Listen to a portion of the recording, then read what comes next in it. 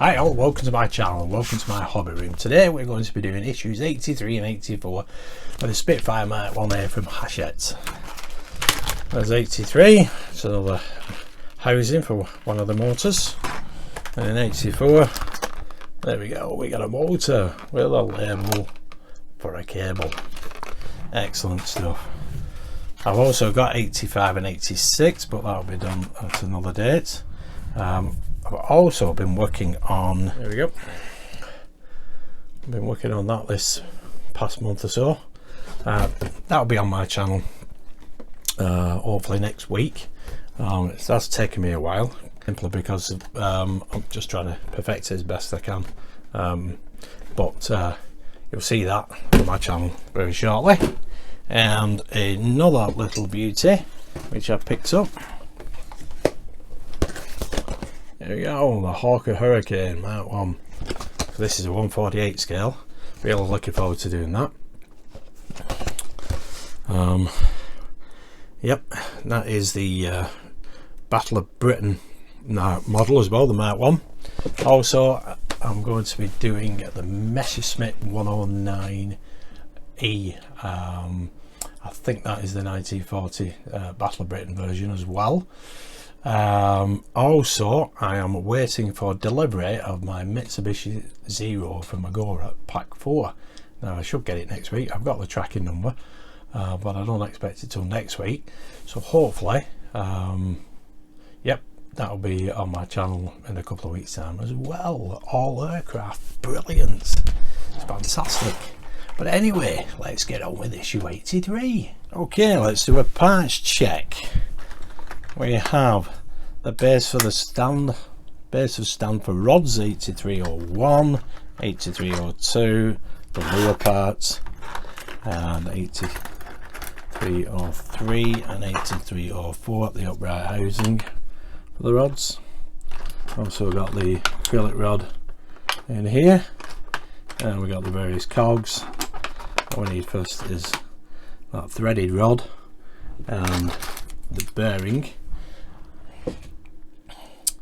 So, cap for steel rod and support for acrylic rod, base for rods 8307 cog T40, 8308 cog T20, 8309 cog T10, 8310 suction cup, 8311 acrylic rod, 8312 steel readed rod, 8313 bearing, 8314 a pin, 8315 limit switch, 8316 cable for the label, 8317 2x5mm PB screws. Yep, usual. That will be them. There'll be some in there. And 8319 2.5x4mm PWB screws, and 8323 2x5mm PWB screws, one spare of each. So let's get all these parts out. I can leave the acrylic rod in, and I just put that to one side. The label. No, I don't know about you, but I don't like the fact that they mix all these screws up. There we go, that's one for the acrylic rod, and those are the 17 screws. Now, first thing we need to do is get these two parts out of here. And we pop the bearing on top of there like so, and then we pop the studded rod through here just enough to expose that part of the rod. You don't want any of the thread through. Let me just put that on another camera. There we go. So yeah, that's probably enough there like that. Okie dokie. That's step one and step two.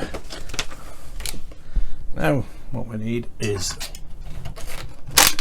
the rod. Obviously it's just the same as the last mechanism we put together. The small hole goes in the bottom there, and we thread one of the screws into it, and I believe it's in this packet here.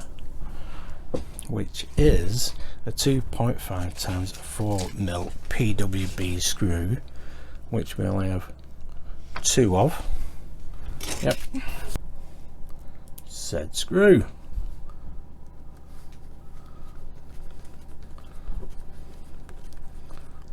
There we go, that's in place. Excellent. Now what we need is 8305.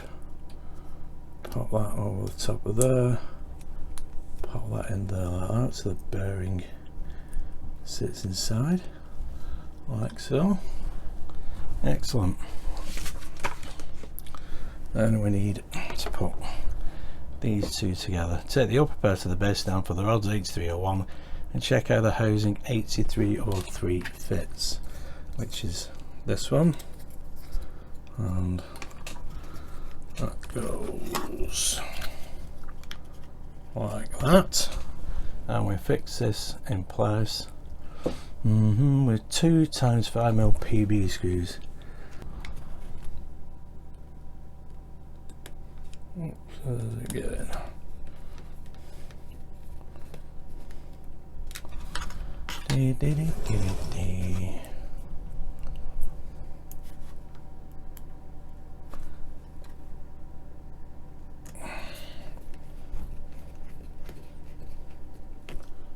There we go, just like that. Excellent. Now what we need is to put this in here like so. That sits there, and then all we need is to pop this, oops, wrong way around, Johnny boy, over the top, making sure that tab comes through like that, and we can now screw all that together.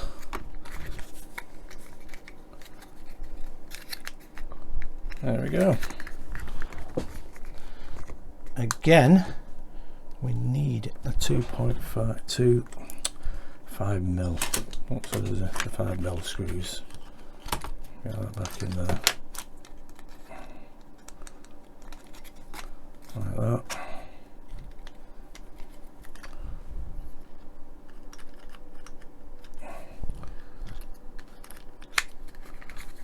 There we go.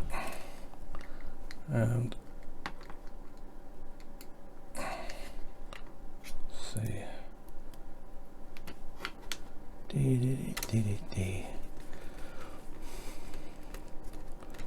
Excellent. Makes a difference since we've already done it once.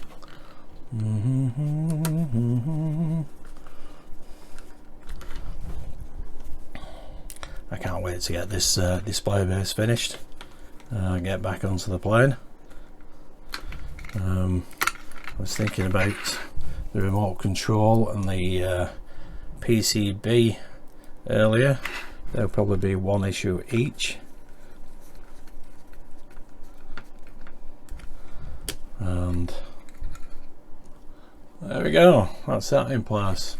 I don't know whether anybody's actually been onto the website of Hachette to have a look at the upcoming issues, because 87, we actually finished the base with issue 87. Right now what we need is the motor. There we go. There's a suction cup inside. That's a fact that can go with it. So I've got 2 suction cups in there.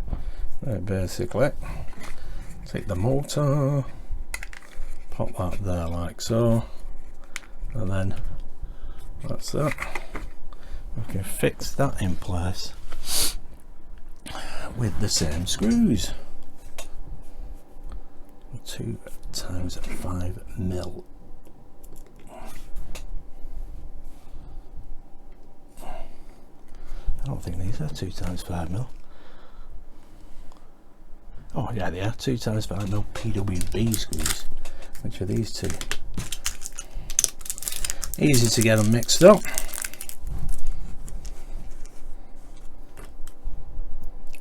got the flange on them. Realised that when I was putting the other one in. There we go.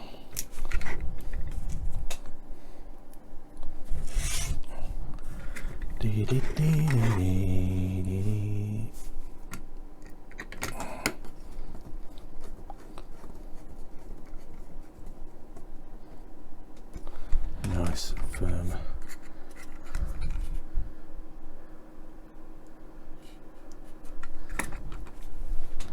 Okie dokie. So what we need is to fix this bottom in place with the 2x5mm PB screws.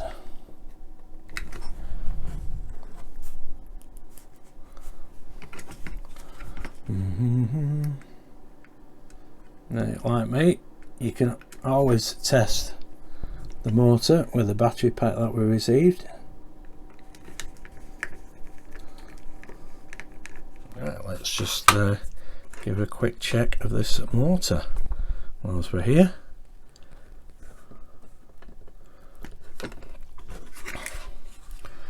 Do do do do do do. Where the switch is? There we go. Excellent. It's rather noisy that, but anyway. There we go. Right, now it's time to put the cogs in place. Okay, so this is the first cog. We pop just over the motor.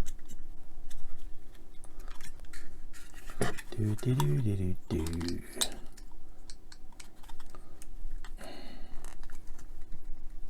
There we go, nice tight fit. Lovely jubbly. Now we need the pin there. Then we need a second cog. And we need to put some grease on this. I'll do this. A little bit of silicone grease. You don't need a great deal. And we can place that over there.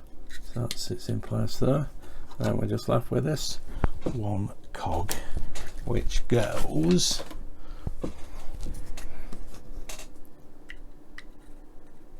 get the teeth in between. Oh, like so.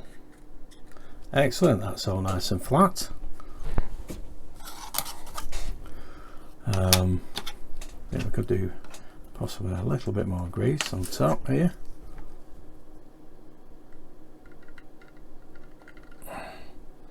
Just there, that should be nice and dandy.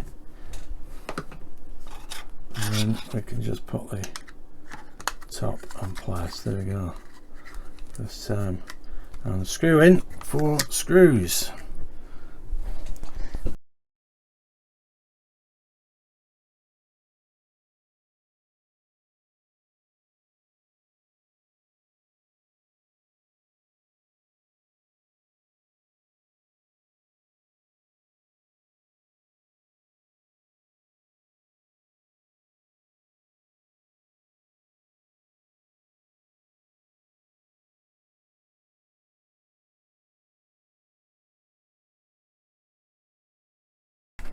Lovely jubbly.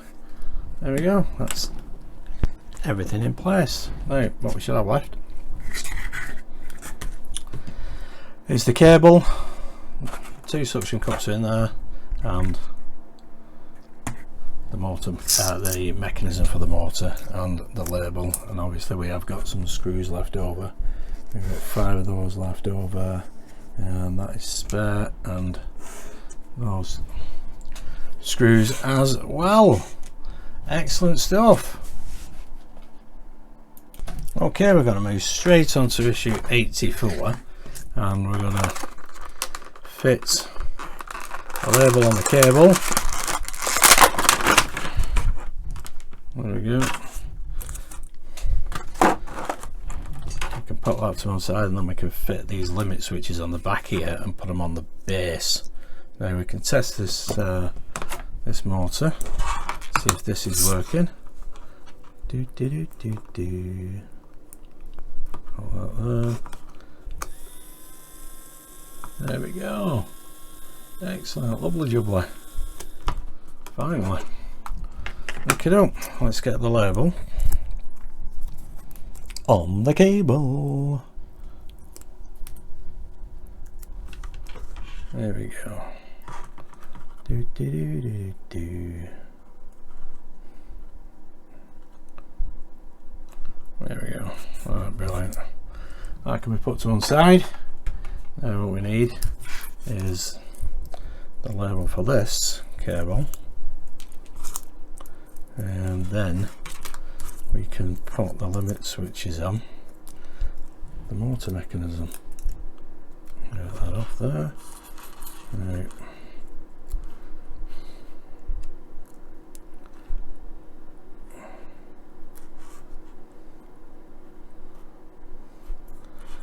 That's in place. Now there is a certain way. I think the red goes to the top and the black goes to the bottom of these cables.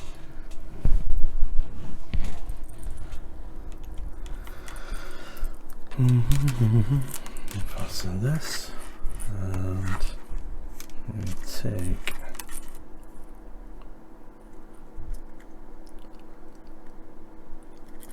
that switch goes there like that, and then we can fix that in place with a usual, is it, fix in place with a 1.7 times 6mm screw. That's one of these that we kept from the previous issue 83.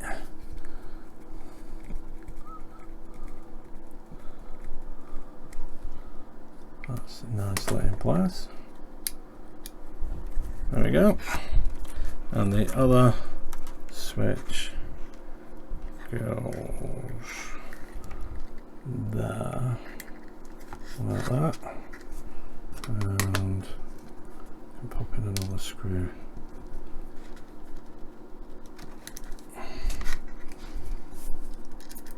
Oh, so there's a magnetic screwdrivers.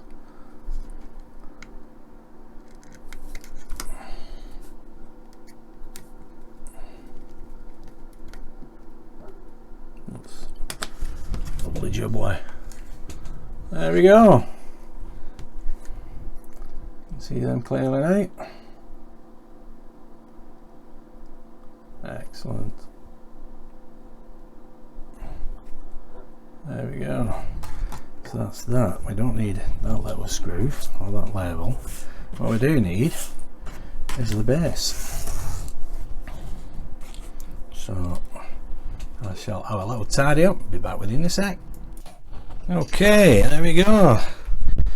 That's the motor in place. Now all we need to do is screw it down. Just fits over these 4 points. Panel 2 and 3. There we go. I'll put the suction cups in a safe place. I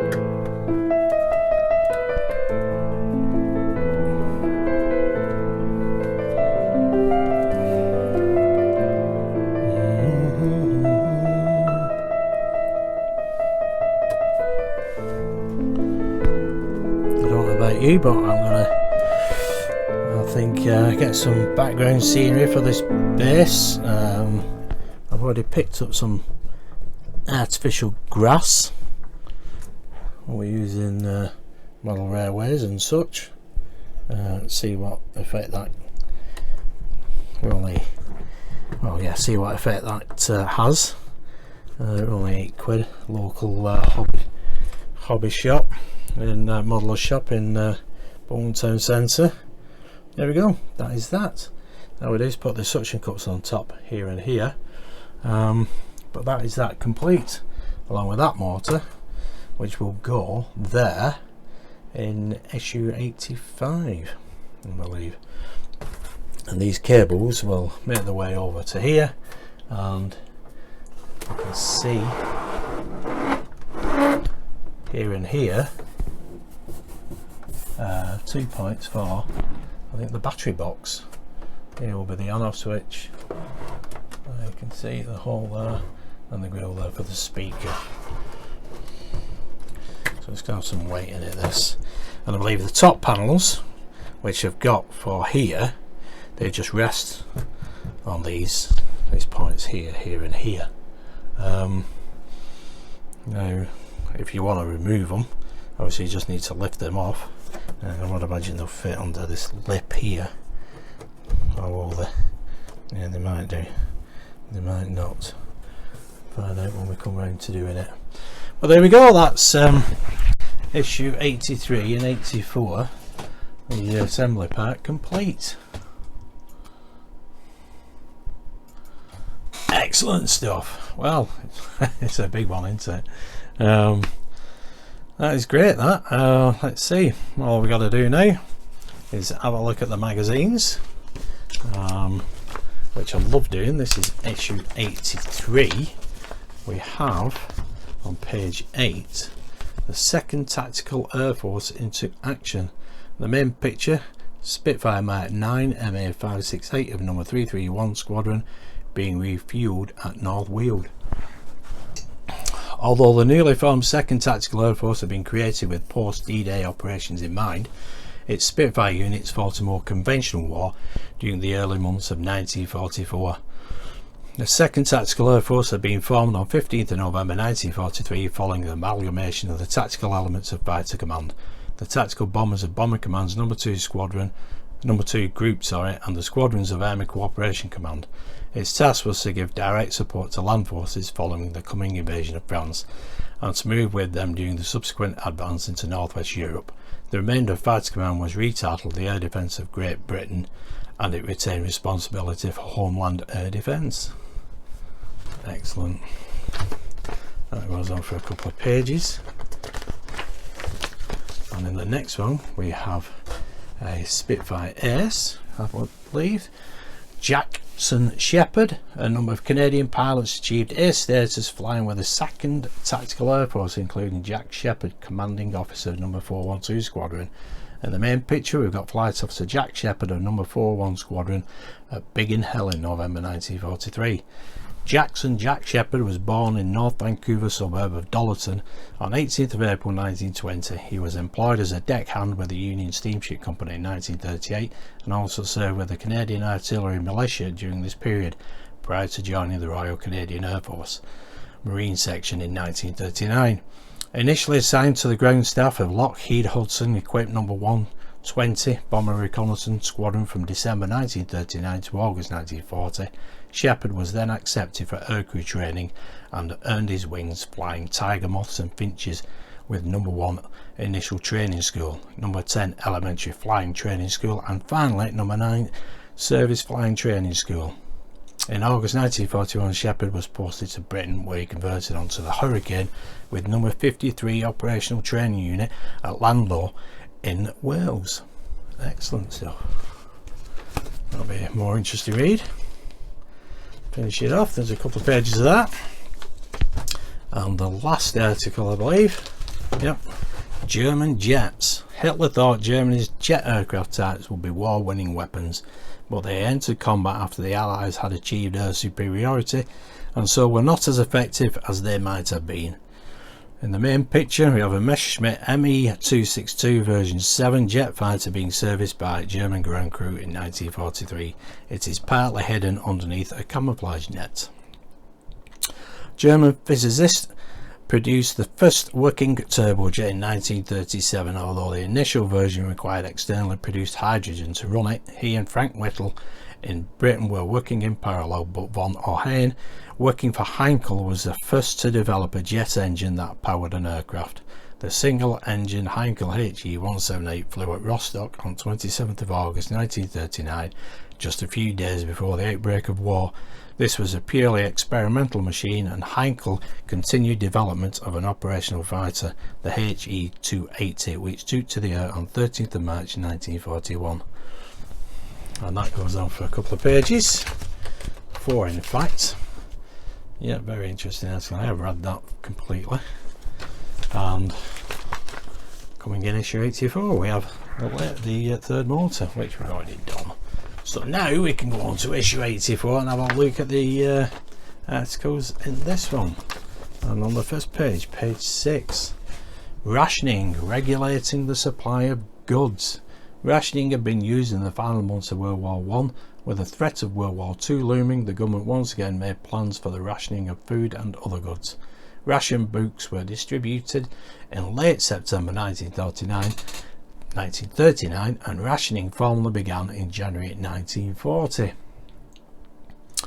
When the plans to ration foodstuffs and other goods were first mooted, there was opposition in some influential circles. In November 1939, Lord Beaverbrook's Daily Express pronounced that the public should revolt against the food rationing system.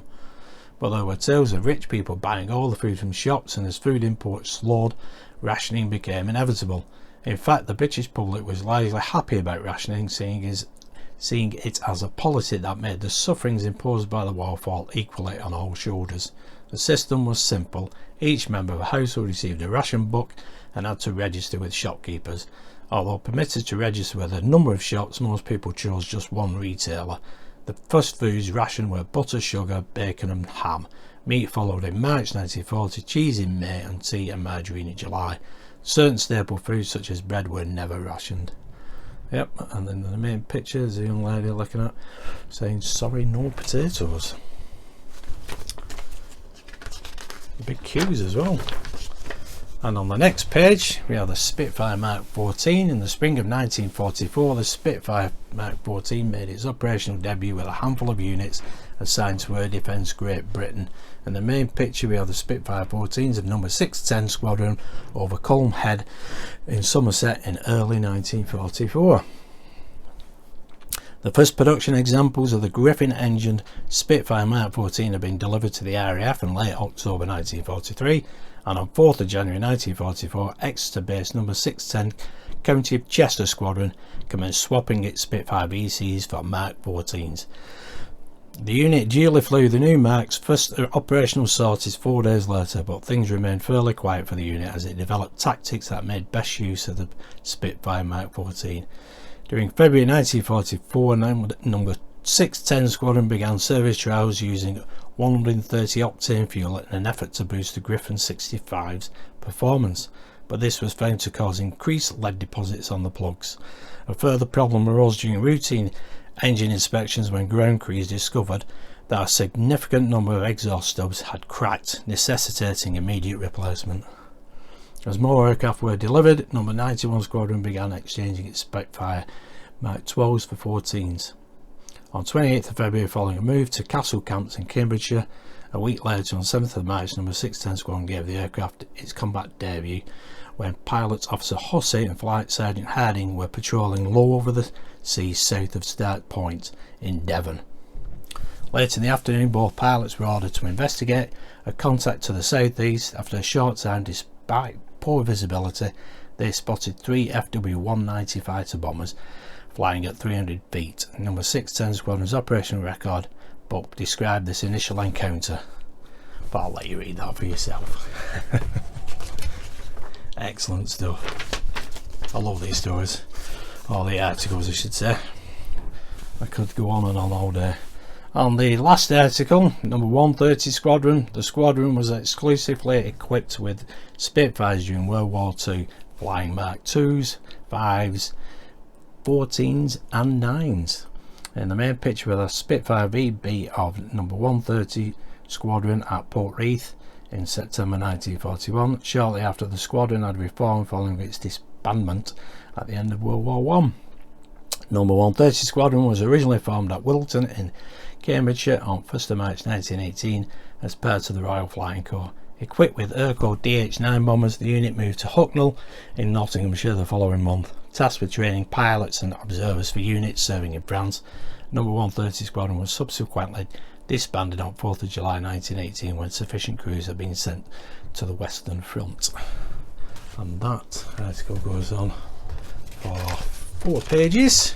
No, it doesn't, 2 pages, sorry. That's the last one. Tell I've not read these. And the last article is German rockets and missiles. In the main picture we have the Bacon BA-339 Natter was the first vertical takeoff fighter. It was built as a rapid climbing counter to daylight bombers and was produced during the final days of the war for last ditch attempts at the defence of Germany. Never knew that one. Germany invented the guided air-to-air missile and surface-to-air missile, but too late in the war to refine or field them. Rocket-powered interceptors reached the front line but proved almost as dangerous to the pilots as to the enemy. The RLM kept issuing specifications for interceptors and fast bombers until late in the war. Manufacturers responded with crank wings, forward swept wings, turbojets, pulse jets, ramjets, rockets and various combinations of all these, sometimes with piston engines thrown in. Over 150 designs were on the drawing board by 1945. Many look futuristic even today, but only a handful reached fruition, such as the ME262 and the HE162. Oh, that is going to be an interesting read. Excellent stuff. That goes on for 4 pages. Lovely jubbly. There we go. Coming in issue 85. We have the motor housing rods, cogs and other parts to relay the action of the motor, including cables and screws. There we go. That is for the third motor. Brilliant stuff. Well, I hope you enjoyed that, because I did. I certainly enjoy reading the articles in the magazines. I do get a little bit carried away sometimes, but it's all in good interest, of course. Anyway, I hope you enjoyed that, but thank you for watching. Please subscribe, hit that notification bell and give us a big thumbs up. See you soon. Bye.